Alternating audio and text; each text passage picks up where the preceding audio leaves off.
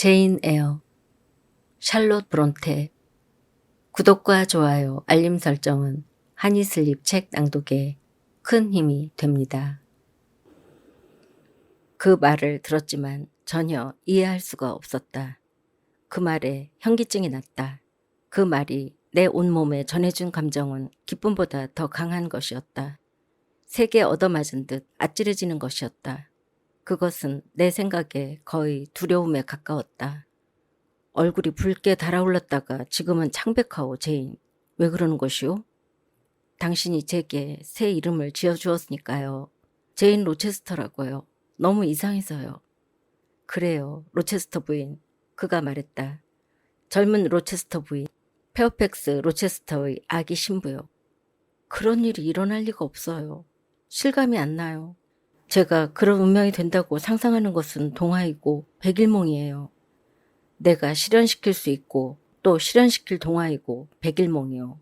오늘부터 시작하겠소. 오늘 아침 런던의 은행가에게 맡겨둔 보석을 보내달라고 편지를 썼소. 손필드 부인들에게 조상 대대로 내려오는 갑오요. 하루나 이틀 후면 당신 무릎 위에 그 보석을 쏟아부어 줄 수 있을 것이요. 내가 귀족의 딸과 결혼하기로 되어 있다면 그녀에게 쏟아부을 온갖 특권과 관심을 당신에게 그대로 부여할 것이요. 보석을 주지 마세요. 보석에 대한 말을 듣고 싶지 않아요. 제인 에어를 위한 보석이라니 부자연스럽고 이상하게 들려요. 차라리 그걸 갖지 않는 편이 나을 듯해요. 내가 직접 당신 목에 다이아몬드 목걸이를 걸어주고 당신 이마에 보석 고리를 둘러주겠소. 당신에게 잘 어울릴 거요. 적어도 자연히 이 이마에는 귀족의 표지를 찍어두었소. 제인. 이 가는 손목에 팔찌를 채워주고 이 요정 같은 손가락에는 반지를 잔뜩 끼워주겠소. 안 돼요, 안 돼. 다른 일을 생각하고 다른 것들에 대해 다른 어조로 말해줘요. 내가 미인이라도 되는 것처럼 말하지 말아요. 나는 당신의 평범한 퀘이커 교도 같은 가정교사예요. 내 눈에는 당신이 미인이요. 딱 내가 바라는 대로 생긴 미인이요. 우아하고 공기의 요정 같소. 자그맣고 보잘것없다는 의미겠지요. 당신은 지금 꿈을 꾸고 있는 거예요. 아니면 날 놀리고 있는 거예요. 제발 빈정대지 마세요. 세상 사람들이 당신을 미인이라고 인정하게 만들겠소. 나는 그의 어조 때문에 정말로 마음이 불편해지기 시작했다. 그가 자기 자신을 기만하고 있거나 나를 미혹시키고 있다는 느낌이 들었기 때문이다. 그가 말을 계속했다. 나의 제인에게 새팅과 레이스로 된 옷을 입히고 머리에 장미꽃을 꽂아주겠소. 그리고 내가 가장 사랑하는 머리에는 귀한 베일을 씌워주겠소. 그러면 당신이 절 알아볼 수 없을 거예요. 제가 더 이상 당신의 제인에어가 아니라 어릿광대의 옷을 입은 원숭이나 나무의 깃털을 빌려다 달고 있는 어치가 될 테니까요. 제가 궁정의 여인 같은 옷을 입느니 차라리 로체스터 씨 당신이 무대 의상을 잔뜩 차려입은 모습을 보는 편이 더 낫겠어요. 제가 당신을 아무리 열렬히 사랑한다 해도 당신을 미남이라고 부르진 않아요. 당신을 너무 사랑해서 당신에게 아첨할 수가 없어요. 제게 아첨하지 마세요. 그러나 그는 내 애원을 무시한 채 자기가 할 말을 계속했다. 오늘 당신을 마차에 태우고 밀코트로 갈 것이오. 당신이 입을 드레스를 몇 벌 골라야 해요. 4주 후에 우리가 결혼할 것이라고 말하지 않았소? 결혼식은 저기 아래에 있는 교회에서 조용히 치를 것이오. 그런 다음 당신을 곧 런던으로 데려가겠소. 그곳에서 잠깐 머문 다음 태양에 더 가까운 지역으로 내 보물을 데려가겠소. 프랑스의 포도밭에도 가고 이탈리아의 평원에도 가겠소. 옛날 이야기와 현대의 기록에 나오는 유명한 것은 뭐든지 다 그녀에게 보여줄 것이요. 도시의 생활도 맛보게 해주겠소. 다른 사람들과 자신을 비교해보며 자신의 가치를 알게 해주겠소. 여행을 다니는 건가요, 당신과 함께? 파리, 로마, 나폴리, 피렌체, 베니스, 비엔나에 머물게 될 것이요. 내가 방랑하고 다녔던 모든 땅을 당신이 다시 밟을 것이요. 내 말발굽이 찍힌 곳은 어디든지 요정 같은 당신의 발로 다시 걷게 될 것이요.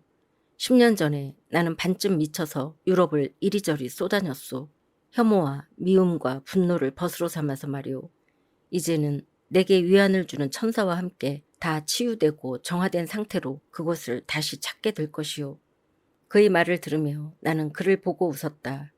저는 천사가 아니에요. 내가 주장했다. 죽을 때까지 천사가 되지 못할 거예요.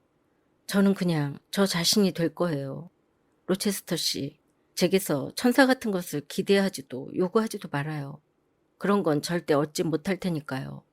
제가 당신에게서 그것을 얻을 수 없는 것과 마찬가지로요. 저는 그런 것을 전혀 기대하지 않아요. 그럼 당신은 내게서 무엇을 기대하오? 잠깐 동안은 아마 당신이 지금처럼 굴 거예요. 아주 잠깐 동안은요. 그러다가 차차 냉정해질 거예요. 그러다가 변덕을 부리고 다음에는 엄격해지겠죠. 그러면 저는 당신 비율을 맞추기 위해 온갖 야단법석을 떨 거예요. 그러나 당신이 제게 익숙해지면 다시 저를 좋아해 줄지도 모르죠. 절 사랑하는 것이 아니라 좋아한다고 했어요. 당신의 사랑은 6달 혹은 6달도 채 안 되어서 거품이 되어 쓰러지겠죠. 남자들이 쓴 여러 책에서 남편의 열정이 지속되는 최장기간을 그 정도로 정한 것을 보았어요. 그러나 사랑하는 주인님에게 제가 친구와 동반자로서는 절대 실증나지 않게 되기를 빌어요. 싫어지다니, 당신을 다시 좋아하게 되다니, 나는 당신을 계속해서 좋아할 거요. 그리고 내가 당신을 좋아할 뿐만 아니라 진실하고 열정적으로 항상 사랑한다고 당신이 인정하게 만들 것이요. 그런데 당신은 마음이 자주 변하지 않나요? 얼굴로만 날 기쁘게 해주려는 여자들한테는 그렇소. 그들에게 영혼도 가슴도 없다는 것을 알게 되거나 그들이 내게 진부하고 하찮고 어쩌면 우둔하고 조잡하고 성마른 모습을 펼쳐 보이면 나는 진짜 악당이 되지. 그러나 맑은 눈과 설득력 있는 혀, 불로 만든 영혼과 구부러지긴 하지만 부러지지는 않는 부드러우면서 동시에 안정되고 유순하면서도 일관된 성격을 지닌 사람에게는 더없이 부드럽고 진실하오.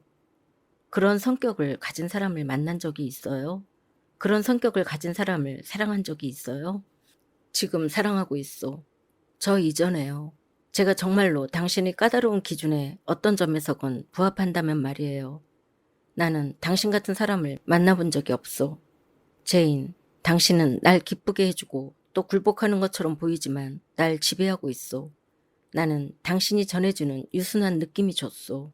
내가 당신이라는 그 부드럽고 매끄러운 실타래로 손을 감고 있으면 팔을 지나 심장까지 전율이 느껴지오. 나는 좌지우지 되고 있어. 정복당했단 말이오. 그리고 그 영향력은 말로 표현할 수 없을 정도로 더 달콤하오. 내가 당한 정복은 내가 얻을 수 있는 어떤 승리보다도 훨씬 더 매력적이오. 왜 미소를 짓고 있어, 제인? 설명할 수 없는 그 오묘한 얼굴 표정의 변화는 무슨 의미요? 생각 중이었어요. 그런 생각을 한 데 대해 용서해줘요. 저도 모르는 사이에 떠올랐으니까요. 헤라클레스와 삼손과 그들을 매혹시킨 여자들에 대해 생각하고 있었어요. 그랬군. 작은 요정 같은. 쉿. 지금 하신 말씀은 매우 현명하지 못해요. 그 장사들의 행동이 그다지 현명하지 않은 것과 마찬가지로요. 그러나 그들이 결혼했다면 틀림없이 남편으로서의 엄격함으로 구원자였을 때의 부드러움을 상쇄했을 거예요. 당신도 그럴 거라고 생각해요. 제가 1년 후에 당신이 형편상 들어줄 수 없거나 들어주고 싶지 않은 부탁을 하면 어떻게 대답할지 궁금해요. 지금 뭔가를 부탁해봐요, 제인. 가장 작은 것으로 말이오. 나는 부탁을 받고 싶소. 정말로 그렇게 할게요. 소청이 준비되어 있어요. 말해봐요. 그러나 당신이 고개를 들고 그런 얼굴로 미소를 지으면 나는 무슨 부탁인지 알지도 못하는 상태에서 무조건 들어준다고 약속해 나 자신을 바보로 만들 것이요. 절대 그렇지 않아요. 이거 하나만 부탁드릴게요. 보석을 보내달라고 하지 마세요. 그리고 제게 장미꽃을 꽂아주지 말아요. 차라리 당신이 거기 꽂고 있는 소박한 포켓 손수건 가장자리에 황금 레이스를 다는 편이 더 나을 거예요. 정년된 금에 도금하는 편이 나을 것이오. 알겠소. 당신 부탁을 받아들이겠소. 당분간은 말이오. 은행가에게 보낸 명령은 철회하겠소. 그러나 당신은 아직 아무것도 부탁하지 않았소. 오히려 선물을 물려달라고 빌었소. 다시 해봐요. 그렇다면 제발 제 궁금증을 풀어줘요. 잔뜩 궁금한 게 한 가지 있으니까요. 그가 동요하는 듯 했다. 뭔데 그러지? 무엇이오? 그가 황급히 말했다. 궁금증을 풀어달라는 것은 위험한 부탁이오. 모든 부탁을 다 들어주겠다고 맹세하지 않은 게 다행이오. 부탁을 들어준다고 해서 위험해지지는 않을 거예요. 말해봐요, 제인. 그렇지만 그것이 비밀에 대한 질문이 아니라 내 재산의 반을 원한다는 소원이길 비요. 자, 아하수에로 임금님, 당신 재산의 반으로 뭘 하고 싶겠어요? 제가 투기할 좋을 땅을 찾는 유대인 고리대금업자인 줄 아세요? 차라리 당신의 비밀을 모두 갖겠어요. 저를 당신 마음속 깊이 받아들인다면 제게 아무것도 숨기지 않겠죠? 가져도 될 만한 가치가 있는 내 모든 비밀에 대해서는 언제든지 환영이요, 제인. 그러나 제발 쓸데없는 짐은 바라지 마오. 독을 갈망하지 말아요. 내 곁에서 진짜 이부가 되지 말아요. 왜 안 되나요? 방금 전에 당신은 정복당하는 것이 얼마나 좋은지, 설득당하는 것이 얼마나 기분 좋은지 계속 말했잖아요. 제 힘을 한번 시험해보기 위해 그 고백을 이용해서 설득하고 간청하는 것, 필요하다면 울고 심술을 부리기도 하는 것이 더 낫다고 생각하지 않아요? 그런 시험을 하기만 해봐요. 내게 덤벼들고 주제넘게 나서면 만사가 끝일 테니까. 그런가요? 빨리 또 항복하는군요. 당신 얼굴이 지금 얼마나 험상궂은지 알아요? 눈썹이 제 손가락만큼 굵어졌네요. 당신 이마는 제가 언젠가 훌륭한 시에서 읽은 푸른 구름을 쌓아 올린 천둥의 다락을 닮았어요. 그게 결혼 후의 당신 표정이 될 것 같은데요. 만약 그게 결혼 후 당신의 표정이라면 나는 기독교인으로서 요정이나 불의 요정과 부부가 된다는 생각을 곧 포기하게 될 것이요. 그런데 뭘 물어보려고 했지? 요거사? 빨리 말해보라고. 봐요. 이제는 당신이 전혀 상냥하지 않잖아요. 저는 아첨보다 무례함이 훨씬 더 좋아요. 천사보다는 요것이 될래요. 제가 여쭤보려던 것은 이거예요. 왜 잉그램 양하고 결혼하고 싶은 것처럼 절 믿게 만들려고 그렇게 애를 썼어요? 그게 전부요? 다행이군. 별것 아니네. 그제야 그가 찌푸렸던 검은 이맛살을 폈다. 위험을 모면한 데 기분이 무척 좋아진 듯 그가 나를 내려다보고 미소를 지으며 내 머리를 쓰다듬었다. 고백할 수 있을 것 같소. 그가 말을 이었다. 설사 당신을 조금 성나게 만든다 해도 말이오, 제인. 당신이 화를 내면 얼마나 불같은 성미로 바뀌는지 본 적이 있소. 어젯밤 당신이 운명의 반기를 들고 당신의 신분이 나와 동등하다고 주장했을 때 차가운 달빛 속에서 당신은 붉게 타올랐소. 제닛, 그런데 나로 하여금 청혼하게 만든 것은 당신이었소. 물론 그랬어요. 그런데 제발 요점을 말해주세요. 잉그램 양은요? 그러니까 내가 당신을 열렬히 사랑하는 것처럼 당신도 나를 그렇게 열렬히 사랑하도록 만들고 싶었기 때문에 나는 잉그램 양에게 구해야 하는 것처럼 가장했소. 그 목적을 추진하기 위해 내가 끌어들일 수 있는 최고의 협력자가 질투라고 생각했소. 훌륭해요. 지금 당신은 작아졌어요. 제 새끼손가락 끝부분보다 조금 더 크지 않아요. 그런 식으로 행동하다니 지독한 수치이자 수치스러운 불명예군요. 당신은 잉그램 양의 감정은 조금도 고려하지 않았어요? 그녀의 감정은 하나로 곧 오만함으로 집중되어 있어. 그리고 그런 오만함에는 겸손함이 필요하오. 당신이 질투를 하기는 했소, 제인. 신경 쓰지 말아요, 로체스터 씨. 그걸 알면 당신에게 전혀 재미있지 않을 테니까요. 한 번 더 사실대로 대답해줘요. 잉그램 양이 당신의 진실하지 못한 농락으로 상처받지 않을 거라고 생각해요? 그녀가 버림받았다고 느끼지 않을까요? 그런 일은 절대 없소. 그와 반대로 그녀가 날 버렸다고 당신에게 알려주었을 텐데 내가 파산했다는 생각에 그녀의 불꽃이 한순간에 식어버렸소. 아니, 꺼져버렸소. 당신은 흉계를 잘 꾸미는 기묘한 마음을 지녔어요, 로체스터 씨. 몇 가지 문제들에 대한 당신의 원칙은 괴상한 것 같아요. 내 원칙들은 전혀 훈련을 받지 않았소, 제인. 제대로 관심을 기울이지 않아서 약간 비뚤어졌을 수도 있소. 다시 한번 진지하게 생각해 보세요. 얼마 전까지만 해도 저 자신이 느꼈던 심한 고통을 다른 누군가가 겪고 있을지도 모른다는 우려 없이 당신이 제게 허용해준 큰 행복을 누려도 될까요? 그래도 돼요. 내 착한 꼬마 아가씨. 당신처럼 나에 대해 순수한 사랑을 가진 사람은 이 세상에 아무도 없소. 그 기분 좋은 향유를, 제인, 당신의 애정에 대한 믿음을 내 영혼에 뿌렸기 때문이오. 나는 내 어깨 위에 놓여있던 그의 손에 입을 맞췄다. 나는 그를 무척 사랑했다. 뭐라고 해야 할지 나 자신도 모를 만큼 도저히 말로 표현할 수 없을 만큼 그를 무척 사랑했다. 다른 것도 부탁해봐요. 그가 곧 다시 말했다. 부탁을 받고 굴복하는 것이 내 기쁨이요. 내게는 이미 부탁할 것이 준비되어 있었다. 당신의 의도를 페오펙스 부인에게 알려줘요.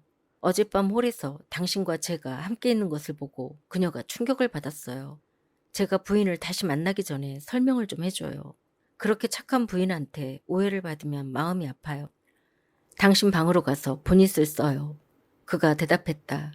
당신과 함께 오늘 오전 밀코트에 갈 예정이요. 당신이 마차 탈 준비를 하는 동안 내가 노부인을 납득시키도록 하겠소. 제닛, 당신이 사랑을 위해 세상을 포기했고 그런 손해를 보고도 후회하지 않는다고 그녀가 생각했을 것 같소? 제 신분과 당신의 신분을 망각했다고 생각했을 거예요. 신분이라. 당신의 신분은 내 마음속에 있소. 그리고 지금부터 당신을 모욕하는 사람들은 가만두지 않겠소. 갑시다. 나는 곧 옷을 갈아입었다. 그리고 로체스터 씨가 페어팩스 부인의 응접실에서 나오는 소리를 들었을 때 재빨리 그곳으로 내려갔다. 노 부인은 그날의 가르침으로 삼을 성서 부분을 읽고 있었다. 성서가 그녀 앞에 펼쳐져 있었고 안경이 그 위에 놓여 있었다. 로체스터 씨 발표로 인해 정지된 그녀의 일과가 지금은 까맣게 잊힌 것 같았다. 맞은편의 텅 빈 벽에 고정된 그녀의 눈은 익숙지 않은 소식에 동요를 일으켜서 조용한 마음이 놀랐다는 것을 보여주고 있었다. 나를 보자 그녀가 정신을 차렸다. 그녀가 애써 미소를 지으며 축하의 말을 몇 마디 지어냈다. 그러나 미소는 곧 사라졌고 말은 도중에 끊어지고 말았다. 그녀가 안경을 들어 올리고 성서를 덮은 다음 탁자에서 의자를 뒤로 밀어냈다. 너무 놀랐어요. 그녀가 말하기 시작했다. 무슨 말을 해야 할지 잘 모르겠어요, 에어 선생님. 내가 분명히 꿈을 꾸고 있는 것은 아니죠. 반쯤 잠이 들었다가 혼자 일어나 앉아서 전혀 일어나지 않았던 일들을 상상하는 때가 있어요. 내가 졸고 있을 때 15년 전 세상을 떠난 남편이 들어와서 내 곁에 앉는 일이 여러 번 있었던 것 같아요. 남편이 예전에 그랬던 것처럼 앨리스 하며 내 이름을 부르는 소리를 듣기까지 했어요. 자, 로체스터 씨가 선생님한테 청혼했다는 얘기가 정말 사실인지 알려줄 수 있어요? 날 보고 웃지 말아요. 사실 로체스터 씨가 5분 전에 여기 들어와서 한 달 후 당신과 결혼할 거라고 말한 것 같아서요. 저한테도 똑같은 말을 했어요. 내가 대답했다. 그랬군요. 그의 말을 믿어요? 청혼을 받아들였어요? 네. 그녀가 당혹스러운 표정으로 나를 바라보았다. 나는 그런 일이 있으리라고는 꿈에도 생각을 못했어요. 그는 자존심이 대단한 사람이에요. 로체스터 가문 사람들은 모두 자존심이 대단해요. 그리고 적어도 그의 부친은 돈을 좋아했어요. 그 역시 항상 신중한 사람으로 간주되었고요. 그가 선생님과 결혼할 작정이라고요? 제게 그렇게 말했어요. 그녀가 나를 머리끝부터 발끝까지 훑어보았다. 그녀의 두 눈으로부터 나는 그녀가 내 외모에서 수수께끼를 풀 만큼 충분히 강력한 매력을 발견하지 못했다는 것을 읽어냈다. 나는 이해할 수가 없어요. 그녀가 말을 계속했다. 그러나 당신이 그렇게 말하니 의심할 여지 없이 그 얘기가 사실인가 보군요. 어떻게 될지는 나도 알 수가 없군요. 이런 경우에는 신분과 재산 정도가 비슷하면 좋을 텐데요. 나이 차도 20년이나 나고요. 그는 거의 당신 아버지 뻘이에요. 아니에요. 정말로요. 페어팩스 부인. 내가 초조해져서 소리쳤다. 그는 전혀 아버지 같지 않아요. 우리가 함께 있는 것을 본 이들 중에서 한순간이라도 그렇게 생각하는 사람은 아무도 없을 거예요. 로체스터 씨는 25살 난 남자만큼 젊어 보이고 실제로도 젊어요. 로체스터 씨가 선생님과 결혼하려는 것이 정말로 사랑 때문일까요? 그녀가 물었다. 그녀의 냉담함과 의심에 너무 마음이 상한 나머지 내 눈에서 눈물이 솟았다. 선생님을 속상하게 해서 미안해요. 미망인이 말을 계속했다. 그렇지만 선생님은 너무 어리고 남자를 사귀어 본 적이 거의 없잖아요. 선생님에게 조심하라고 주의를 주는 거예요.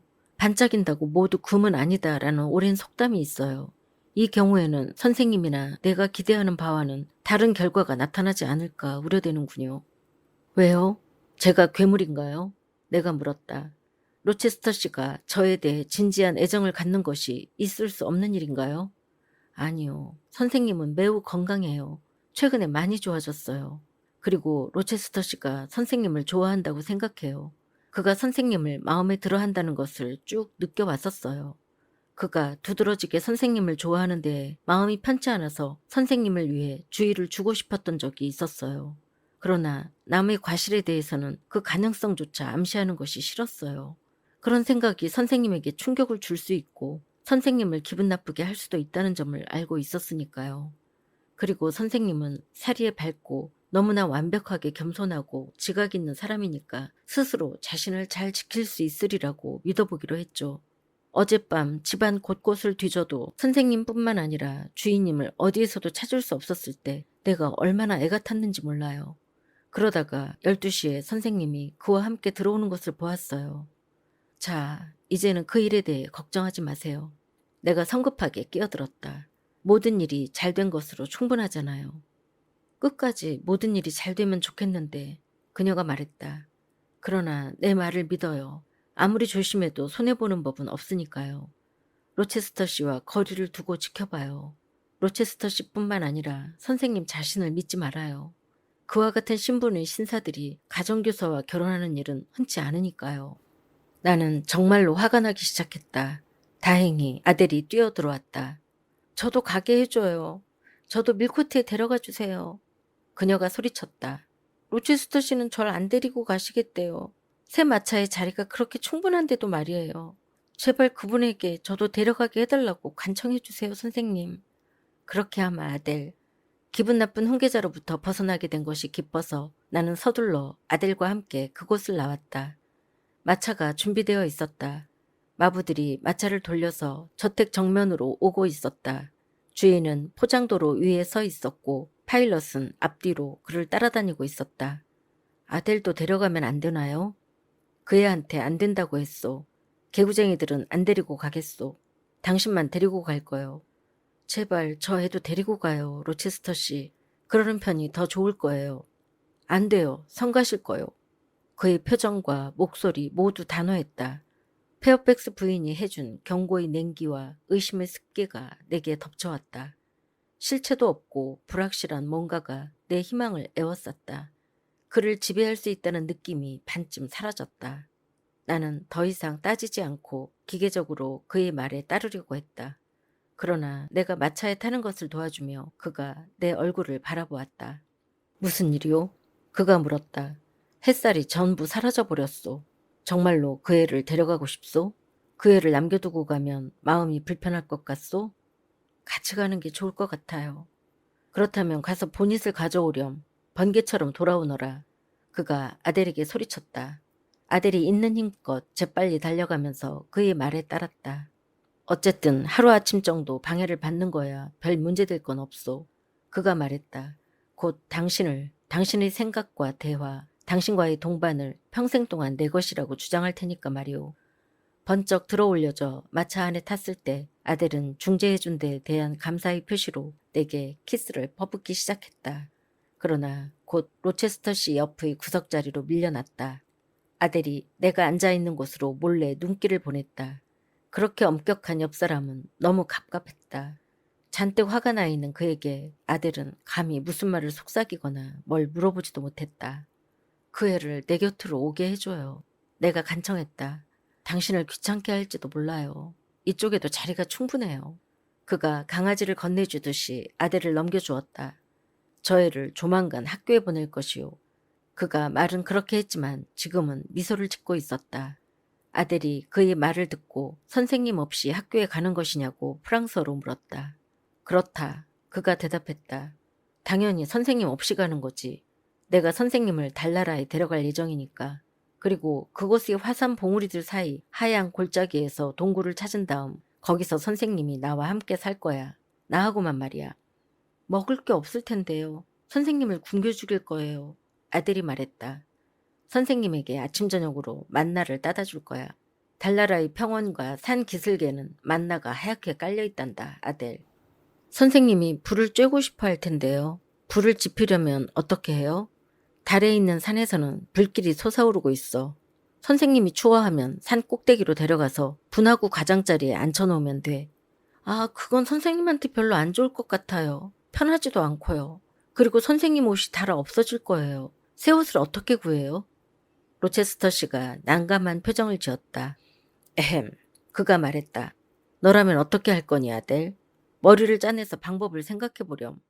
하얀 구름이나 분홍색 구름으로 드레스를 만들면 안 될까? 어떻게 생각하니? 그리고 무지개를 오려서 예쁜 스카프를 만들 수 있을 거야. 선생님은 지금이 훨씬 더 좋은 것 같은데요. 아델이 잠깐 동안 곰곰이 생각해 본 후에 결론을 내렸다. 거기다가 선생님은 달나라에서 아저씨하고만 사는 게 실증날 거예요. 제가 선생님이라면 아저씨랑 함께 가는데 절대 동의하지 않을 거예요. 그런데 선생님이 동의를 했단다. 선생님이 약속했어. 그래도 선생님을 거기로 데려갈 수 없어요. 달에 가는 길이 없잖아요. 전부 공기뿐인데 아저씨도 선생님도 날 수가 없잖아요. 아델, 들판을 보아라. 우리는 지금 손필드의 대문 밖으로 나와서 평탄한 길을 따라 밀코트로 가볍게 달리고 있었다. 폭풍으로 먼지가 가라앉아 있었고 길 옆의 낮은 산 울타리와 키 큰 관목들은 비를 맞은 후 상큼하게 녹색으로 반짝였다. 아델, 한 보름 전 저 들판에서 저녁 늦게까지 산책을 하고 있었다. 네가 과수원 목초지에서 건초 만드는 걸 도와주었던 날 저녁 말이다. 나는 건초를 갈퀴로 긁어 모으느라 지쳐서 좀 쉬려고 계단에 앉았다. 거기서 종이와 연필을 꺼내 오래전에 내게 일어났던 불행한 일과 앞으로 행복한 날을 보내고 싶다는 내 소원을 적기 시작했단다. 햇빛이 책장에서 엷어지고 있었지만 나는 계속 매우 빠르게 글을 적었다. 그때 길에 뭔가가 나타나더니 내게서 이 야드쯤 떨어진 곳에 멈춰섰다. 머리에 거미줄처럼 얇은 천으로 된 베일을 쓴 작은 녀석이었지. 내가 그 녀석에게 가까이 다가오라고 손짓을 했더니 곧 내 무릎 가까이에 다가와 서더구나. 나는 그 녀석에게 아무 말도 하지 않았고 그 녀석도 내게 아무 말도 하지 않았다. 그러나 나는 그 녀석의 눈빛을 읽었고 그 녀석도 내 눈빛을 읽었다. 우리가 말없이 나눈 대화는 이런 내용이었다. 자기는 요정이고 요정의 나라에서 왔다고 하더구나. 자기의 임무는 날 행복하게 해주는 거래. 내가 자기와 함께 속세를 떠나서 외딴 곳으로 가야 한다고 하더구나. 예를 들어 달나라 같은 곳으로 말이야. 그것은 해이산 너머로 떠오르는 초승달을 향해 고개를 끄덕이더구나. 우리가 살게 될 설화 석고 동굴과 은빛 골짜기에 대해 이야기해주기에 내가 가고 싶다고 했다. 그러나 네가 그랬던 것처럼 내게 날 수 있는 날개가 없다고 일깨워졌다. 아, 요정이 말했지. 그건 별로 중요하지 않아요. 여기 모든 어려움을 없애줄 부적이 있어요. 그러고는 예쁜 금반지를 꺼내주더구나. 그걸 끼워줘요. 그녀가 말했다. 내 왼손 네 번째 손가락이에요. 그러면 나는 당신 것이고 당신은 내 것이에요. 함께 지상을 떠나 저기에 우리만의 천국을 만들어요. 그녀가 다시 달을 보고 고개를 끄덕였다. 아들, 그 반지가 내 바지 호주머니 안에 1파운드짜리 금화로 변장한 채 들어있단다. 그렇지만 나는 그것을 곧 다시 반지로 바꾸려고 한단다. 그런데 그것하고 선생님하고 무슨 상관이 있어요? 저는 요정 같은 것은 상관없어요. 아저씨가 달나라로 데려갈 사람은 선생님이라면서요. 선생님이 요정이야. 그가 의미심장하게 속삭이며 말했다. 그래서 나는 아델에게 로체스터 씨 농담에 신경 쓰지 말라고 일러주었다. 아델은 나름대로 진정 프랑스인다운 의심을 발휘하며 로체스터 씨를 진짜 거짓말쟁이라고 불렀고 그의 요정 이야기를 전혀 믿지 않으며 요정 같은 것은 절대 없고 설사 있다 해도 요정들이 그 앞에 절대 나타나지 않을 뿐더러 그에게 반지를 주지도 달나라에 가서 살자고 제안하지도 않을 거라고 확신했다. 밀코트에서 보낸 시간은 내게는 괴로운 시간이었다. 로체스터 씨가 어떤 비단 가게로 나를 억지로 데리고 갔다. 그곳에서 나는 6벌의 드레스를 고르라는 명령을 받았다. 나는 그 일이 싫어서 나중으로 미뤄달라고 간청했다. 안 되는 일이었다. 지금 당장 해치워야 했다. 작은 목소리로 간절히 청한 결과 6벌을 2벌로 줄일 수 있었다. 그러나 그는 이 2벌을 자기가 직접 고르겠다고 고집했다.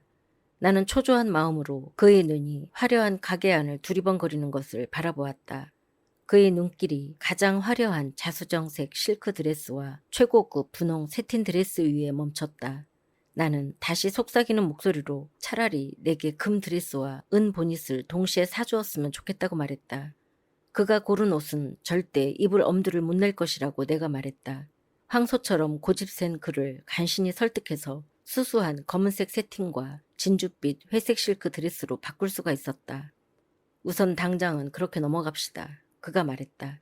그러나 머지않아 기필코 화단처럼 화려하게 옷을 입혀놓고 말겠소. 나는 비단가게에서 그를 데리고 나왔을 때 기뻤고 다음에는 보석가게에서 그를 데리고 나오면서 기뻤다. 그가 나에게 무언가를 많이 사주면 사줄수록 내 뺨은 불쾌감과 상한 자존심으로 더욱더 달아올랐다. 마차에 다시 탔을 때 나는 열이 잔뜩 난 채 기진맥진해서 뒤로 기대앉았다. 그때 어둡고 밝은 사건들이 야단법석 속에서 나를 입양해 유산 상속자로 삼겠다는 의향이 담긴 존 에어 삼촌이 리드 부인에게 보낸 편지를 내가 까맣게 잊고 있었다는 사실이 기억났다. 내가 조금이라도 자립할 수 있는 상태가 된다면 로체스터 씨에 의해 인형처럼 옷이 입혀지거나 날마다 온몸에 황금 소나기를 맞으며 제2의 다나에처럼 앉아있진 않아도 될 거야. 집에 도착하자마자 마데이라에 편지를 써서 존 삼촌에게 내가 결혼한다는 것과 누구와 결혼할 것인지 알려드려야겠어. 언젠가 로체스터 씨에게 상속받은 재산을 가져다 줄 수 있다는 가능성만 있어도 지금 그에게 보살핌을 받고 있는 상황을 더 잘 견딜 수 있을 거야. 이 생각에 그날 이 계획을 어김없이 실천에 옮겼다. 조금 마음이 풀어졌기 때문에 나는 너무나 집요하게 내 눈을 찾는 주인이자 연인의 눈길을 다시 마주할 수 있었다. 사실 나는 그의 얼굴과 시선을 모두 피하고 있었다. 그가 미소를 지었다. 나는 그의 미소가 황금과 보석으로 장식시켜 놓은 여자 노예를 흐뭇하고 즐거운 기분으로 바라보며 웃는 술탄의 미소 같다고 생각했다. 나는 계속 내 손을 열렬히 찾고 있던 그의 손을 꽉 쥐고 벌겋게 되도록 힘을 주었다가 밀쳐냈다. 그렇게 바라볼 거 없어요. 내가 말했다. 당신이 그러면 계속해서 로우드 시절의 드레스만 입을 거예요. 결혼식 때는 이 라일락색의 체크무늬 옷을 입을 거고요. 진주빛 회색 실크로는 당신 실내복을 만들고 검은색 실크로는 당신 조끼를 무한하게 만들 수 있을 거예요. 그가 킥킥대고 웃으며 양손을 비볐다. 아, 그녀를 보고 그녀의 말을 듣는 것이 무척 재미있군. 그가 소리쳤다. 그녀가 별나지 않소? 신랄하지 않소? 아프리카의 영양 같은 눈을 가진 극락의 천녀들인 터키 제국의 후궁 전부를 준다 해도 이 자그마한 영국 아가씨와 바꾸지 않을 거요. 터키 후궁에 대한 비유에 내가 다시 약이 올랐다. 절대 터키 후궁을 대신하지는 않을 거예요. 내가 말했다. 그러니 저를 그 비슷한 존재로 간주하지 말아요. 그런 종류의 여자를 좋아한다면 조금 더 지체하지 말고 이스탄불의 노예시장으로 가세요. 오늘 여기서 시원하게 쓰지 못해 안달했던 그 돈으로 대대적으로 노예를 사드리도록 해요. 그러면 내가 그렇게 많은 육체들과 가지각색의 검은 눈들을 바리바리 사기 위해 흥정하는 동안 제니, 당신은 무엇을 할 작정이요? 저는 속박되어 있는 그들에게 무엇보다 당신의 후궁 여자들에게 자유를 설교하는 선교사로 나설 준비를 하고 있을 거예요. 그곳에 들어가서 반란을 일으킬 거예요. 그러면 파샤를 세게 다는 지체 높은 당신은 순식간에 우리 손에 사로잡힐 거예요. 저는 당신이 지금까지 그 어떤 전제가 수여한 것보다 더 관대한 헌장에 서명할 때까지 구석을 풀어주지 않을 거예요. 당신의 자비심에 나를 맡기겠소, 제인.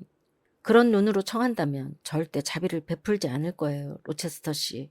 그렇게 바라보는 한 강요에 의해 어떤 헌장을 수여하건 당신은 풀려나자마자 틀림없이 제일 먼저 하는 일이 헌장의 조항들을 어기는 일일 테니까요. 저런 제인, 도대체 무엇을 어떻게 해달라는 말이오? 혹시 교회에서 거행하는 결혼식 말고 비밀 결혼식을 올리자고 하는 것이오? 이상한 조건들을 제시하려나 본데 도대체 어떤 것들이오? 저는 그저 마음이 편안하고 싶을 뿐이에요. 갚아야 할 의무로 짓눌리지 않은 채로요. 셀린 발행에 대해 한 말을 기억해요? 당신이 그녀에게 준 다이아몬드와 캐시미어에 대해서요. 저는 당신의 영국판 셀린 발행이 되진 않을 거예요. 저는 아델의 가정교사로 계속 일할 거예요. 그렇게 하면 제가 먹고 자는 문제는 해결되고 게다가 1년에 30파운드도 버는 거죠. 그 돈으로 제 옷장을 채울 거예요. 당신이 제게 줄 것은 오로지 자, 그게 뭐요? 날 존중하는 마음이에요. 제가 당신을 존중하는 마음을 되돌려주면 그 빚은 청산되는 거죠. 저런 타고난 그 냉정한 건방진 태도와 순수한 그 선천적인 자존심에 대해서는 당신을 따를 사람이 없을 것이오. 그가 말했다. 우리는 이제 손필드에 가까이 다가가고 있었다. 오늘 나와 함께 식사를 해주겠소? 대문 안으로 들어설 때 그가 물었다. 아니요. 고맙지만 사양할래요.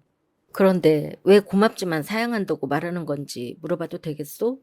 당신과 한 번도 식사를 해본 적이 없어요. 지금은 왜 그래야 하는지 모르겠어요. 그때까지. 어떤 때까지 말이오? 당신은 말을 중간에 끊는 것을 좋아한다니까. 어쩔 수 없을 때까지요. 당신은 내가 괴물이나 귀신처럼 밥을 먹을 거라고 생각해서 나와 함께 식사하기를 두려워하는 것이오? 그런 식으로 생각해 본 적 없어요. 그저 평소대로 한 달을 더 보내고 싶어요. 즉시 가정교사 일을 그만두시오. 미안하지만 그러지 않을 거예요. 평소처럼 그대로 그 일을 계속할 거예요. 항상 그래왔듯이 하루 종일 당신을 방해하지 않도록 할게요.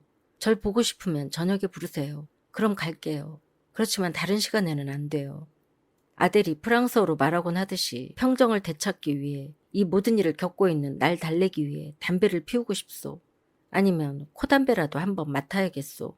그런데 불행히도 담배값이 없구려. 코담배값조차도 가지고 있질 않소. 그렇지만 잘 들어요. 작은 소리로 말하겠소.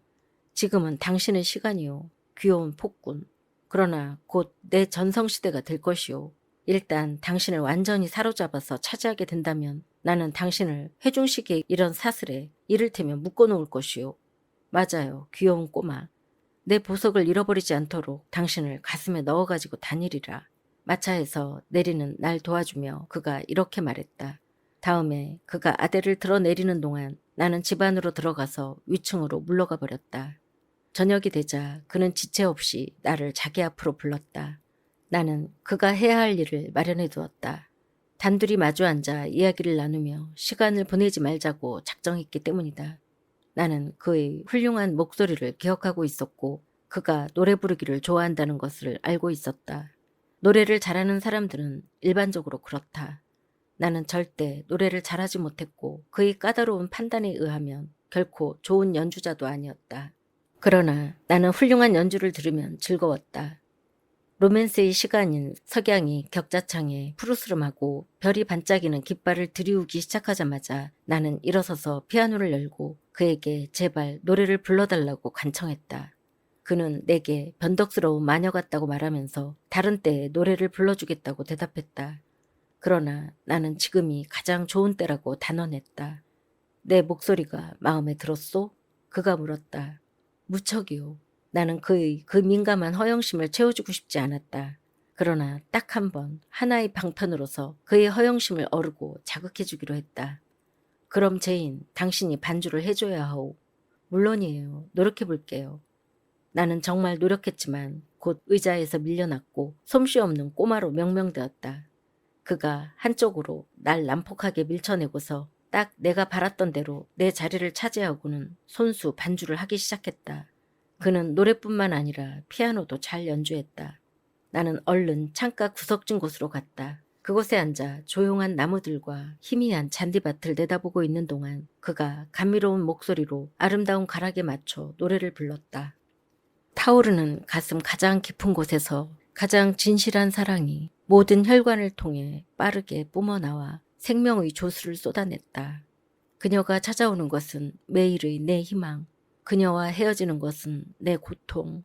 그녀의 발걸음이 더디어지면 모든 혈관이 얼어붙었다. 사랑하고 사랑받는 것이 형언할 수 없는 행복이라고 꿈꿨다. 나는 이 목적을 위해 열심히 맹목적으로 밀고 나갔다. 그러나 우리의 삶 사이에 놓여있는 공간은 길도 없이 광막하고 바다의 푸른 파도가 거품을 내며 몰려오듯 위험했다. 그리고 황야나 숲속의 산적대가 출몰하는 길처럼 무시무시했다.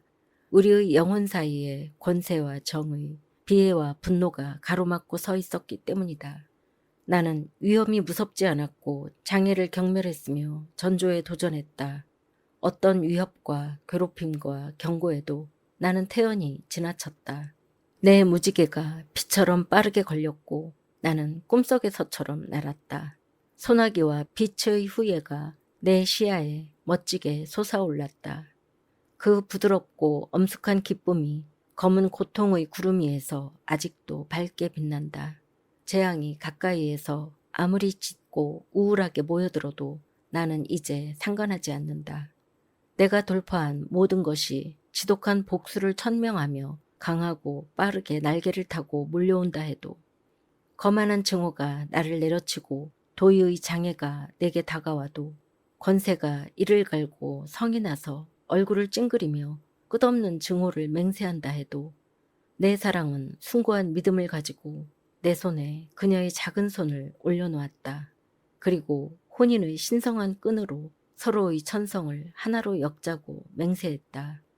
확인의 입맞춤으로 내 사랑이 맹세했다. 나와 함께 살고 죽겠다고 나는 마침내 형언할 수 없는 행복을 얻었다. 사랑하고 사랑받으면서 그가 일어서서 내게 다가왔다. 그의 얼굴이 환하게 빛났고 매 같은 눈 전체가 빛을 발했으며 이목구비 하나하나에 부드러움과 열정이 넘쳤다. 나는 순간적으로 주춤했지만 곧 정신을 차렸다. 부드러운 장면과 과감한 애정 표현을 나는 원치 않았다. 나는 두 가지 모두 위험 속에 서 있었다. 방어할 수 있는 무기를 마련해야 했다. 나는 혀를 가다듬었다. 그가 내 곁으로 다가오자 나는 퉁명스럽게 물었다. 지금 누구와 결혼하려는 건데요? 내 사랑하는 제인이 묻기에는 이상한 질문이군. 설마요. 저는 그 질문이 매우 당연하고 필연적이라고 여기는데요. 미래의 아내와 함께 죽어가는 것에 대해 이야기했잖아요. 그런 이교도적인 생각으로 무슨 말을 하려는 건데요. 저는 당신과 함께 죽을 의향이 전혀 없는데요. 그건 확실해요. 아, 내가 갈망하고 기도했던 모든 것은 당신이 나와 함께 사는 것이오. 죽음은 당신 같은 사람에게는 가당치 않소. 사실은 해당이 되죠. 제게도 당신과 마찬가지로 때가 되면 죽을 수 있는 권리가 있어요. 그러나 그 때를 기다려야 해요. 죽은 남편을 따라 급하게 이 세상에서 사라지는 것이 아니고요. 그런 이기적인 생각을 한 데 대해 날 용서해 주시오. 용서한다는 표시로 화해의 키스를 해주겠소? 아니요, 그러지 않겠어요.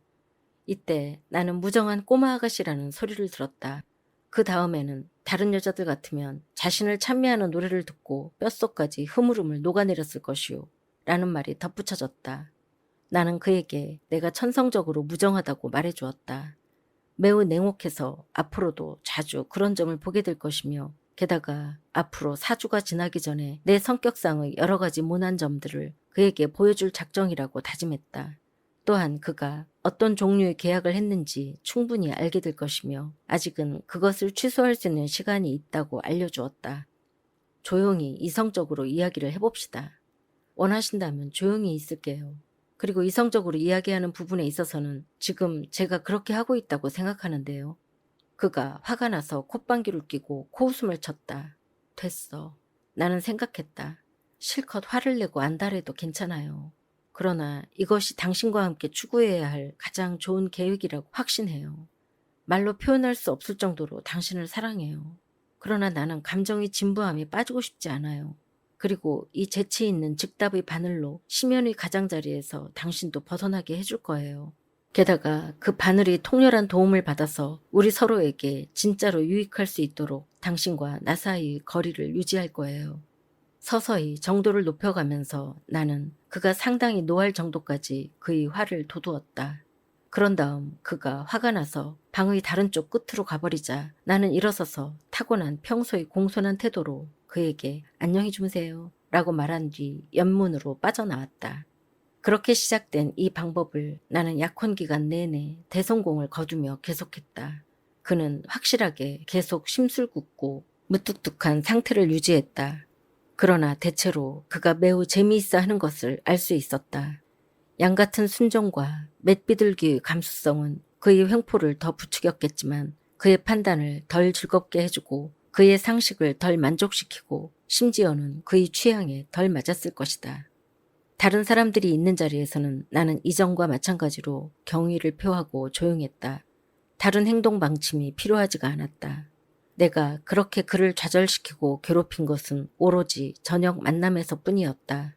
그는 시계가 7시를 치자마자 정확하게 나를 부르는 일을 계속했다. 이제는 내가 그 앞에 나타나면 내 사랑이라든가 귀여운 사람 같은 달콤한 호칭을 입에 올리지 않았다. 내가 원하는 최상의 호칭은 약 올리는 꼭두각시, 사악한 요정, 도깨비, 요정이 바꿔치기 한 아이 등이었다. 애무 대신 이제는 찡그린 얼굴을 보게 되었다. 악수 대신 팔을 꼬집혔고 뺨에 키스를 받는 대신 귀가 잡아당겨졌다.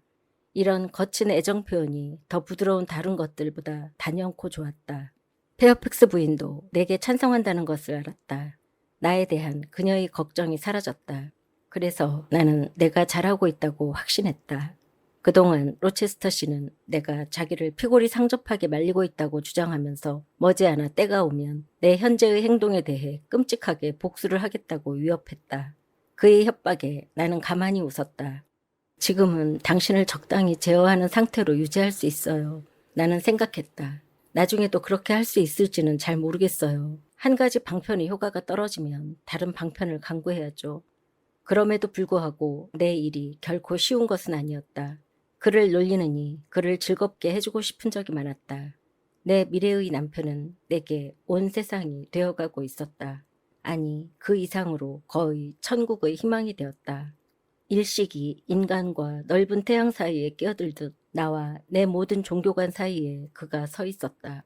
그 시절에는 하느님이 만들어낸 한 사람 때문에 하느님을 볼 수가 없었다.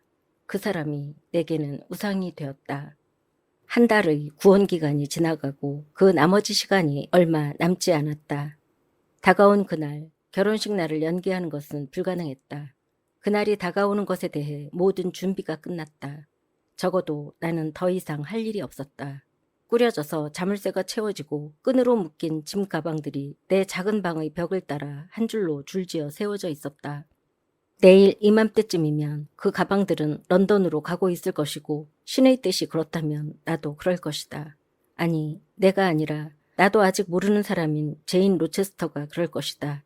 이제는 주소 카드만 붙이면 끝이었다. 작은 사각형 카드 넉 장이 서랍 속에 들어있었다. 로체스터 씨 자신이 각 카드에 런던 땡땡 호텔 로체스터 부인이라고 주소를 적었다. 나는 직접 그것을 붙이고 싶은 생각도 없었고 그렇다고 다른 사람들을 시켜서 하고 싶지도 않았다. 로체스터 부인이라니. 그녀는 존재하지 않았다. 그녀는 내일 아침 8시가 지나야 태어날 것이다. 그래서 나는 그녀에게 그 모든 특성을 부여하기 전에 먼저 그녀가 세상에 존재하게 되었다는 확신이 들 때까지 기다릴 작정이었다. 화장대 맞은편의 저쪽 옷장 안에서 그녀의 것이라 일컬어지는 옷들이 이미 로우드에서 입었던 내 검은 모직 외투와 밀집 보닛을 대체한 것으로 충분했다. 다른 옷을 내쫓고 옷걸이에 걸려있는 홀리의 의상, 그 진주빛 회색 드레스와 공기처럼 가벼운 베일은 나와는 상관없는 것 같았다. 나는 옷장문을 닫아서 그 안에 들어있는 이상하고 생명 같은 의상을 감췄다. 분명히 저녁 9시가 된 이 시간에는 그 의상이 어두운 내 방에 유령 같은 빛을 강력하게 발산하고 있었다. 잠시 널 혼자 남겨둘게. 하얀 환영이여. 나는 속으로 혼잣말을 했다. 열이 난다. 바람 부는 소리도 들리고 문 밖으로 나가서 바람을 쐬어야지. 바쁘게 출발 준비를 했기 때문에 열이 난 것은 아니었다. 큰 변화, 내일 시작될 새로운 삶에 대한 기대 때문만도 아니었다. 나로 하여금 이 늦은 시각에 어두워지고 있는 마당으로 서둘러 나가게 만든 그 들뜨고 흥분된 기분을 조성하는데 이 두 가지 모두 일조했다. 그러나 세 번째 원인이 그보다 더 내 마음에 영향을 미쳤다. 마음속에 이상하고 불안한 생각이 들었다. 내가 이해할 수 없었던 뭔가가 일어났다. 나 말고는 그 사건에 대해 어느 누구도 알지 못했고 그것을 보지 못했다. 그 일은 그 전날 밤에 일어났다. 그날 밤 로체스터 씨는 집에 없었다. 그는 아직 돌아오지 않은 상태였다. 그는 30마일 떨어진 곳에 있는 두세 군데의 농장에 볼 일이 있어서 그곳에 갔다. 영국을 출발하기 전에 반드시 직접 해결해야 할 일이었다. 지금 나는 그가 돌아오길 기다리고 있었다. 마음의 짐을 벗고 그에게서 나를 괴롭히고 있는 수수께끼의 답을 찾고 싶었다. 그가 올 때까지 기다려달라, 독자여. 내가 그에게 비밀을 털어놓으면 독자도 그 비밀을 공유하게 될 것이다. 나는 바람에 쫓겨서 과수원으로 피했다. 비 한 방울 몰고 오지 않은 채 하루 종일 남쪽에서 바람이 세차고 빠르게 불어왔다. 밤이 다가오면서 바람이 잦아질 기미는 보이지 않고 오히려 더 세졌으며 윙윙거리는 소리가 더 깊어졌다. 나무들은 이리저리 몸을 비틀지도 못하고 1시간에 한 번도 머리를 들지 못한 채 줄곧 한쪽 방향으로 바람에 날렸다. 비바람의 힘이 너무 지속적이어서 나무의 가지 끝이 북쪽으로 휘어지고 있었다. 구름이 남쪽 하늘 끝에서 북쪽 하늘 끝으로 한 덩어리씩 뒤를 이어 빠르게 흘러가고 있었다. 7월의 그날에는 파란 하늘이 티끌만큼도 보이지 않았다. 우레와 같은 소리를 내며 허공을 지나는 헤아릴 수 없는 강풍에 내 마음속 근심을 맡기고 바람을 피해 달려갈 때 어떤 맹렬한 즐거움이 없었던 것은 아니었다. 월계수길을 내려가다가 나는 벼락맞은 마로니의 자네와 마주쳤다. 그것은 시꺼멓게 갈라진 채 서 있었다. 한가운데가 쫙 갈라진 나무줄기가 무시무시하게 입을 벌리고 있었다. 갈라진 반쪽들은 서로에게서 완전히 떨어지지 않은 상태였다. 튼튼한 밑동과 강한 뿌리 덕에 아랫부분에서는 갈라지지 않은 채 붙어 있었다. 비록 생명력의 공동체는 파괴되고 수액이 더 이상 흐를 수 없었으며 양쪽의 큰 가지들이 죽어서 다음 겨울에 태풍이 불어오면 틀림없이 한쪽이나 양쪽 모두 땅 위로 쓰러지겠지만 자네라 할지라도 온전한 자네로서 아직은 하나의 나무를 이루고 있다고 할 수 있었다. 서로 꽉 붙들고 있다니 잘했어. 괴물같이 갈라진 나무 조각들이 살아있어서 말을 알아들을 수 있기라도 하듯 내가 말했다. 너희들이 상처 입고 시커멓게 타고 그을렸어도 충실하고 믿음직한 뿌리에 그렇게 붙어있음으로 해서 솟아나는 살아있다는 느낌이 틀림없이 아직 조금은 남아있을 거야. 더 이상 푸른 잎이 나진 않겠지. 새들이 너희들 가지에 둥지를 틀거나 목가를 노래하는 일도 볼 수 없을 거야. 즐거움과 사랑의 시간은 너희들에게 끝났어. 그러나 그렇다고 쓸쓸하지는 않을 거야. 너희 각자 썩어가면서 서로 동정할 수 있는 동지가 되어줄 테니 말이야. 내가 그것들을 바라보고 있을 때 나무가 갈라진 틈으로 보이던 하늘에 달이 순간적으로 나타났다. 달은 피처럼 붉었고 반쯤 구름으로 덮여 있었다. 달이 내게 황망하게 음산한 시선을 던지고는 깊은 구름더미 속으로 곧 다시 몸을 숨겼다. 잠깐 동안 손필드 주변에서 바람이 멎었다. 그러나 멀리 숲과 시냇물 위로 거칠고 우울한 울부짖음이 쏟아져 나왔다. 그 구슬픈 소리에 나는 다시 서둘러 그곳으로부터 뛰어나왔다. 나는 과수원 이곳저곳을 돌아다니며 나무 뿌리 주변의 풀밭을 온통 뒤덮고 있는 사과를 주었다. 그리고 익은 사과와 안 익은 것을 나누어 집 안으로 옮겨서 저장실에 쌓아두었다. 그 후에는 난로에 불이 지펴져 있는지 확인하기 위해 서재로 갔다. 여름이라 해도 이런 음산한 밤에는 로체스터시가 들어왔을 때 밝은 난로불을 보고 싶어 하리란 걸 알았기 때문이다. 그랬다. 난로불이 조금 전에 지펴져서 잘 타고 있는 것 같았다. 나는 벽난로 옆에 그의 안락의자를 가져다 놓고 그 옆에 탁자를 끌어다 놓았다. 커튼을 내리고 곧 불을 켤 수 있도록 초를 가져오라고 시켰다. 이런 준비를 마쳤을 때 그 어느 때보다 마음이 안정되지 않아서 가만히 앉아있을 수가 없었고 집안에 머물러 있을 수도 없었다. 방 안에 있던 작은 시계와 홀에 있는 오래된 시계가 동시에 10시를 쳤다. 정말 시간이 늦어지고 있네. 나는 혼자 중얼거렸다. 대문까지 뛰어내려가야겠어. 가끔 달빛이 나오니까 길이 멀리까지 보일 거야. 어쩌면 그가 지금 오고 있을지 몰라. 마중을 나가면 걱정하는 시간을 몇 분이라도 줄일 수 있을 거야. 대문을 둘러싸고 있는 큰 나무들에서 세찬 바람 소리가 났다. 좌우로 최대한 멀리 둘러보아도 길은 사방이 고요하고 적막했다. 달이 구름 사이로 내다볼 때 가로질러 가는 그림자를 제외하고 길은 움직이는 점 하나 없이 변치 않는 그저 길고 희끄무레한 선에 불과했다. 바라보고 있는 동안 철없는 눈물이 내 눈을 흐리게 했다. 그것은 실망과 조급함의 눈물이었다. 부끄러워서 나는 재빨리 눈물을 닦고 서성거렸다. 달님은 완전히 자기 방에 들어가서 두꺼운 구름의 커튼을 쳤다. 밤이 점점 더 어두워졌다. 비가 돌풍에 실려 빠르게 다가오고 있었다. 그가 오면 좋으련만, 그가 오면 좋을 텐데 나는 불길한 예감에 사로잡혀서 소리쳤다. 그가 차 마시는 시간 전에는 돌아오리라고 예상했었다. 그러나 지금은 깜깜했다. 무엇 때문에 안 오는 걸까? 사고가 일어났나? 어젯밤에 일어난 사건이 다시 떠올랐다. 나는 그 일을 재앙의 경고로 해석했다. 내 희망이 너무 밝아서 실현될 수 없는 것이 아닌가 하는 우려가 생겼다. 그리고 최근 너무 많은 행복을 누렸기 때문에 내 행운이 절정을 지나 이제 기울고 있는 것이 틀림없다고 상상했다. 어쨌든 집으로 돌아갈 수 없어. 나는 생각했다. 그가 궂은 날씨에 출타 중인데 나만 난로불가에 앉아있을 수는 없어. 가슴을 졸이느니 내 팔다리를 힘들게 하는 편이 낫지. 그를 마중하러 나가봐야겠어. 나는 곧 출발했다. 빨리 걸었지만 멀리 가진 않았다. 4분의 1마일 정도도 걷지 않아서 말발굽 소리가 들려왔다. 말을 타고 한 사람이 전속력으로 달려오고 있었다. 걔가 그 옆에서 뛰어왔다. 불길한 예감은 사라져라. 그였다. 메스루어에 올라타고 파일럿을 뒤에 대동한 채 그가 나타났다. 그가 나를 보았다. 달이 하늘에 푸른 평원을 펼쳐놓고 그 안에 물기 어린 광채를 띠며 떠 있었다. 그가 모자를 벗어서 머리 위로 동그랗게 흔들었다. 나는 이제 그를 맞으러 달려갔다. 저런, 그가 손을 내밀고 안장에서 몸을 구부리며 소리쳤다. 당신은 나 없으면 안 되겠군. 그건 분명하오. 내 장화등을 밟고 올라서요. 양손을 나한테 주고 올라타요. 나는 그의 말을 따랐다. 기쁨에 몸이 날래졌다. 내가 그의 앞으로 튀어 올라탔다. 환영 인사로 나는 애정어린 입맞춤을 받았고 약간의 자랑스러운 승리감에 도취된 모습을 보았지만 그것은 최대한 참아주기로 했다.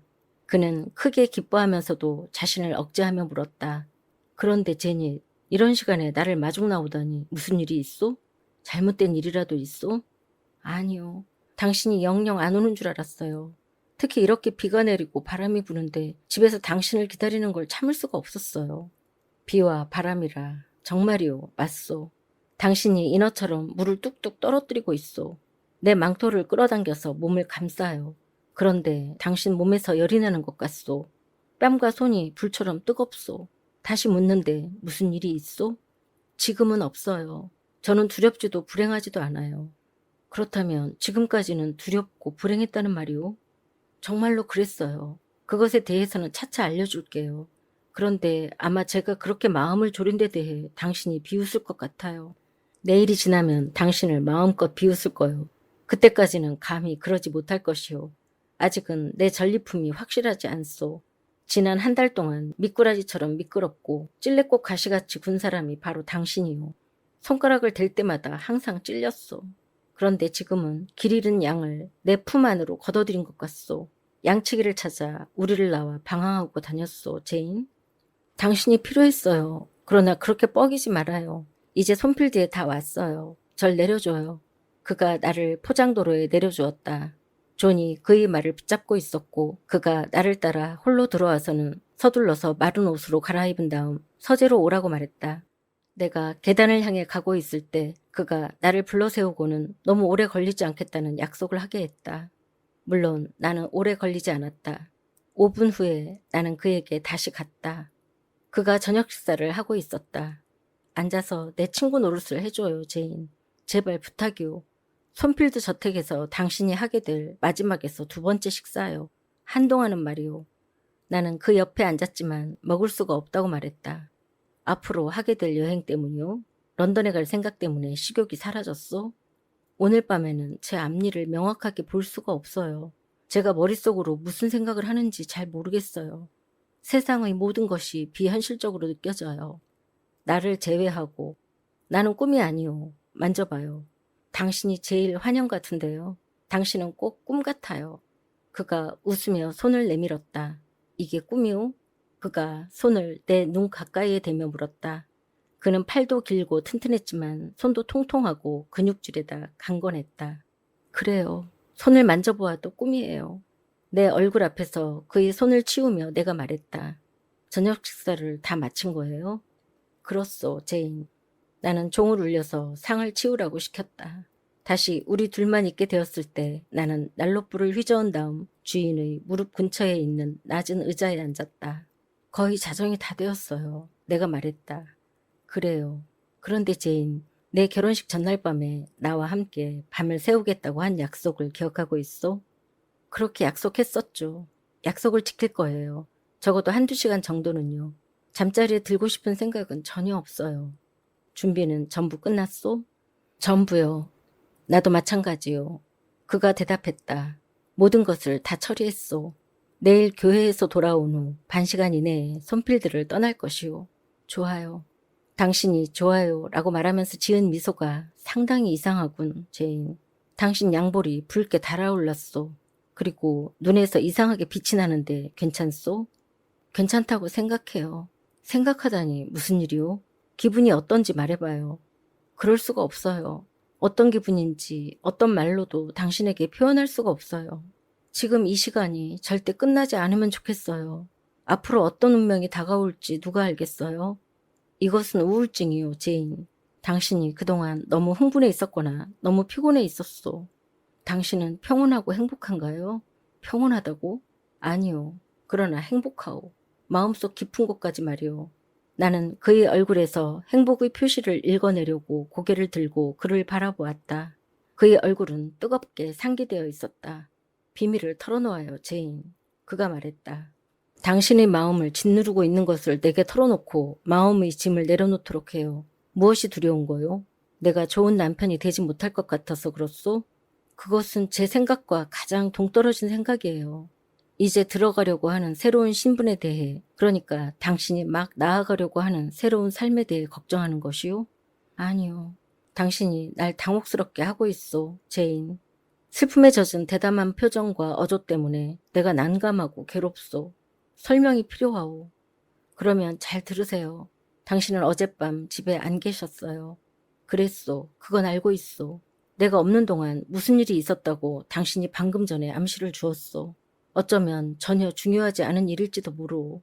그러나 간단히 말해서 그것이 당신 마음을 어지럽혔소.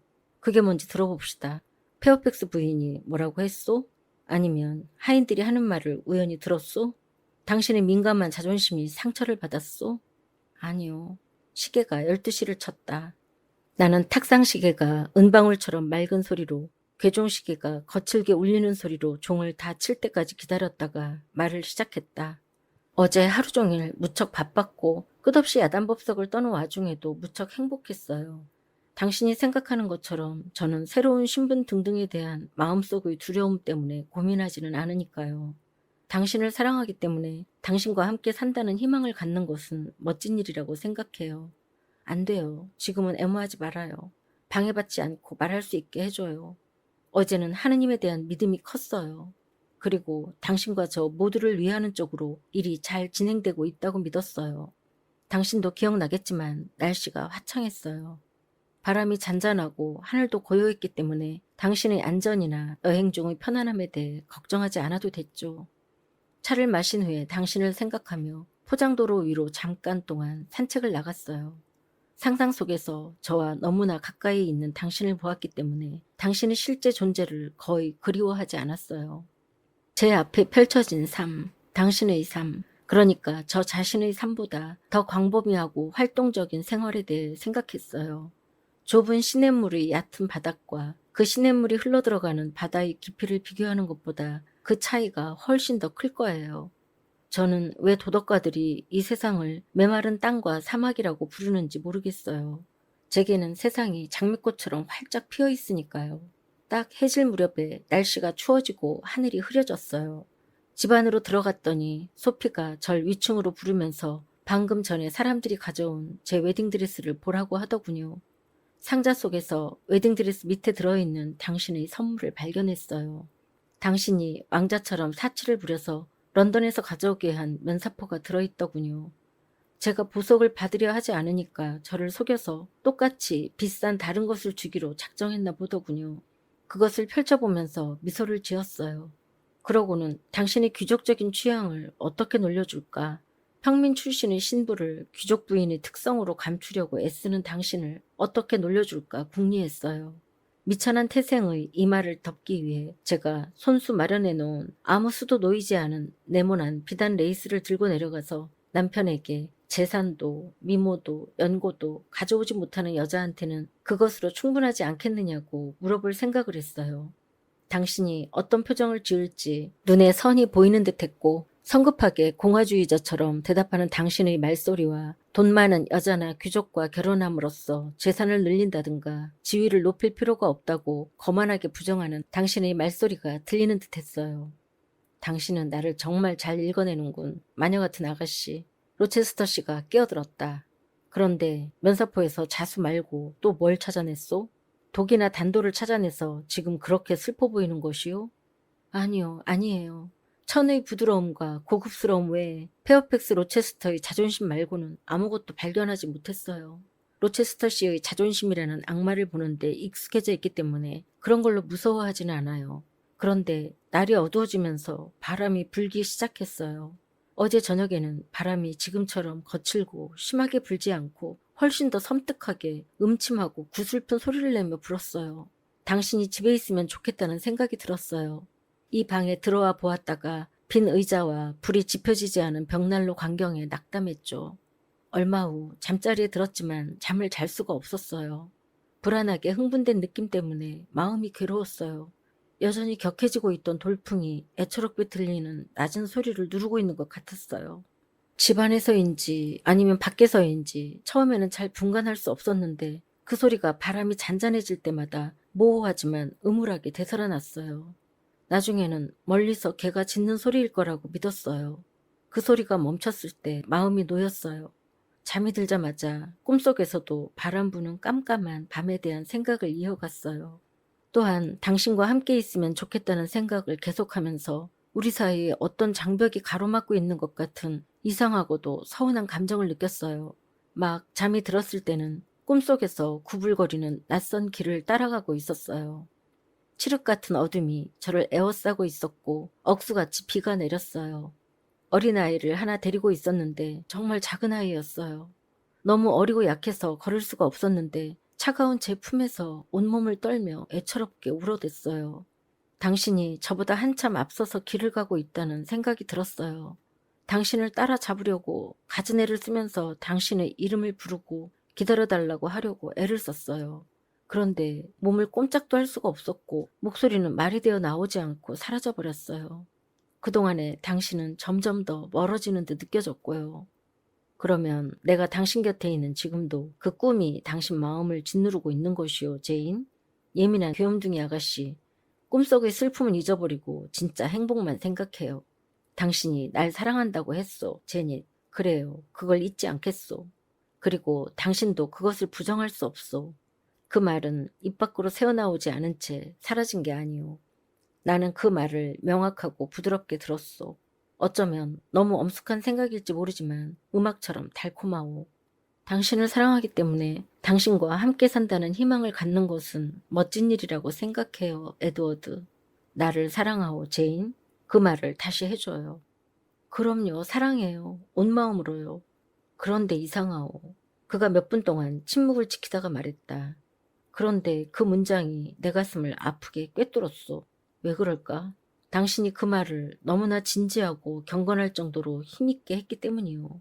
지금 나를 올려다보는 당신의 시선이 믿음과 진실과 헌신의 극치였기 때문이요.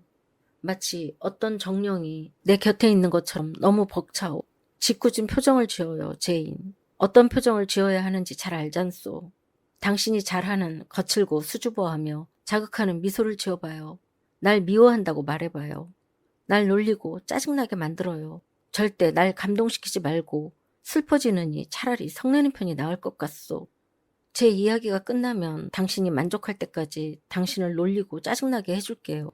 지금은 제 말을 끝까지 들어줘요. 전부 다 얘기한 게 아니었소? 당신이 우울해하는 원인을 꿈에서 찾았다고 생각했는데 나는 고개를 저었다. 저런, 더 있다는 말이오? 그러나 중요한 얘기는 아니라고 믿소. 당신 말을 쉽게 믿지 않겠다고 미리 경고해 두는 거요. 계속해요. 불안해하거나 뭔가 걱정하며 초조해하는 그의 태도에 놀랐지만 나는 다시 말을 잇기 시작했다. 다른 꿈을 꾸었어요. 손필드 홀이 황량한 폐허가 되어서 박쥐와 올빼미의 은신처가 되어 있는 꿈을요. 웅장한 정면 중에서 붙어있는 것이라고는 매우 높고 곧 부서져 내릴 것 같은 뼈대만 남은 벽뿐이었어요. 저는 달 밝은 밤에 잡초가 무성한 집안을 헤매고 다녔어요. 여기서는 대리석 벽난로에 걸려 넘어지고 저기서는 무너진 처마장식 조각 위로 걸려 넘어졌어요. 숄로 몸을 감싸고 그때까지도 누군지 모르는 아이를 안고 있었어요. 아무리 팔이 아파도 아이를 내려놓아서는 안 되었고 아이가 무거워서 걸음에 방해가 되어도 아이를 안고 있어야 했어요. 멀리 길에서 말발굽 소리가 들려왔어요. 저는 틀림없이 당신일 거라고 생각했죠. 당신은 여러 해 동안 먼 나라에 가 있기 위해 떠나려는 중이었어요. 저는 당신 모습을 한 번이라도 보고 싶어서 미친 듯이 위험하게 서둘러서 얇은 담을 기어올랐어요. 발밑에서 돌이 무너져 내렸고 붙잡고 있던 담쟁이 덩굴은 끊어졌어요. 아이가 공포에 질려서 제 목을 꽉 끌어안는 바람에 목이 졸릴 뻔했어요. 마침내 꼭대기에 올라갔어요. 희끄무레한 길 위에서 작은 점처럼 당신 모습이 보였어요. 그 모습이 매 순간 조금씩 작아졌어요. 돌풍이 너무 세게 불어서 그곳에 서 있을 수가 없었어요. 저는 좁은 벽의 가장자리에 앉아서 겁에 질린 아이를 무릎에 앉히고 달랬어요. 당신은 길 모퉁이를 돌아갔어요. 당신을 마지막으로 한 번 더 보기 위해 몸을 앞으로 기울인 순간 벽이 무너지면서 몸이 흔들렸어요. 아이가 제 무릎에서 굴러 떨어졌어요. 저는 균형을 잃고 떨어졌어요. 그리고 깨어났어요. 이제 그게 전부요, 제인? 전부 서론에 불과해요. 이야기는 이제부터예요. 깨어나자마자 환한 빛에 눈이 부셨어요. 그래서 날이 밝았구나 하고 생각했어요. 그런데 잘못 안 거였어요.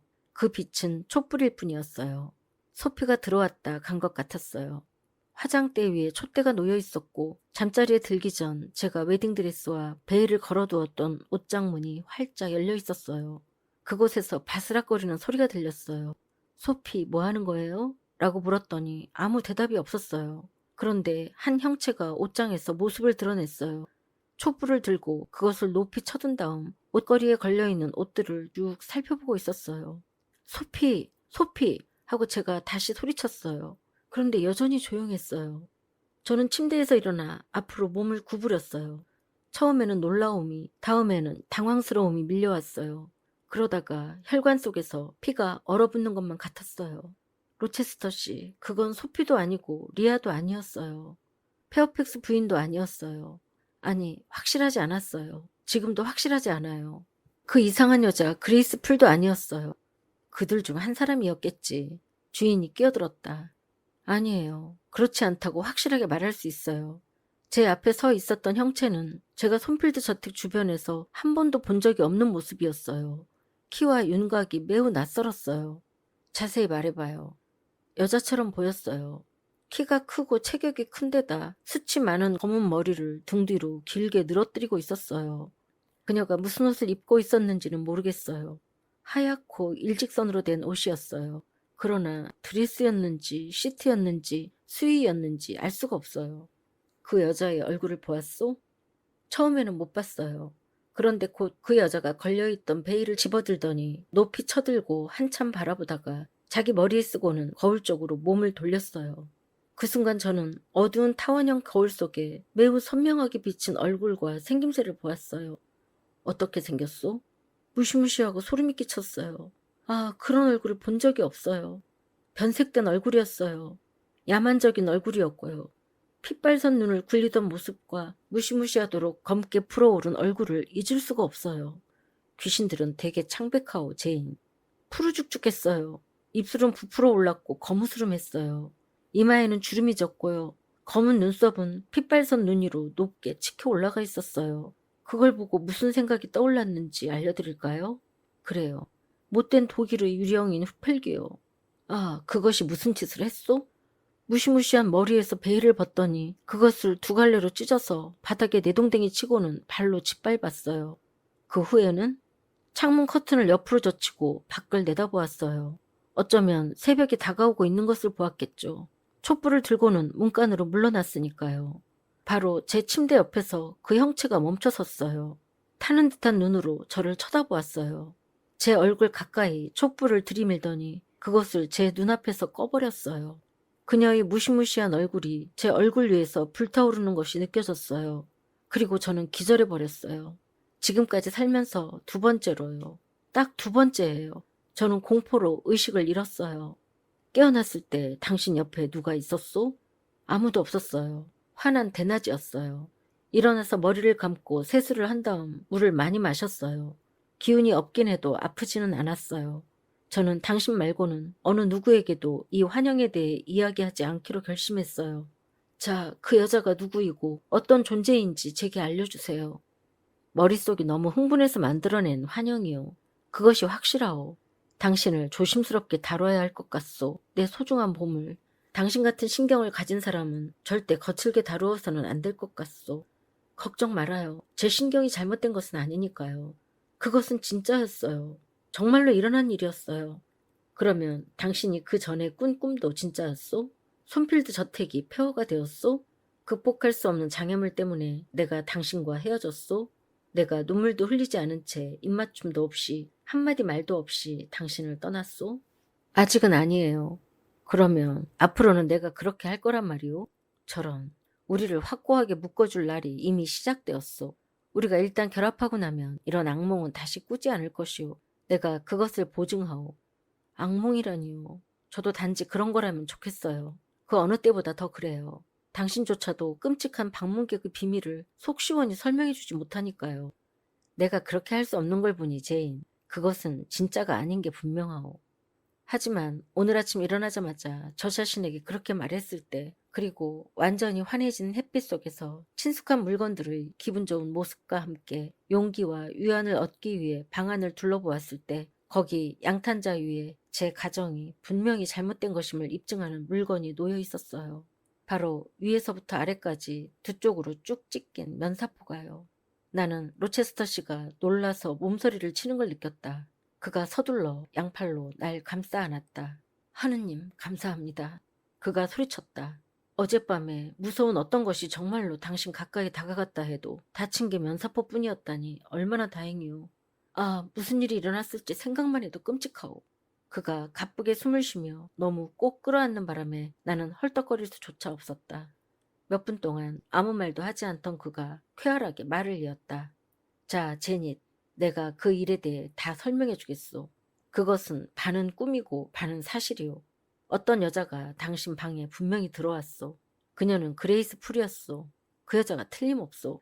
당신도 그녀를 이상한 사람이라고 하지 않았소? 당신이 알고 있는 대로 판단했을 때 그러는 것이 당연하오. 그 여자가 내게 무슨 짓을 했소? 메이슨에게는 또 어떻게 했고? 당신이 비몽사몽 상태에서 그 여자가 들어와 한 행동을 본 것이오.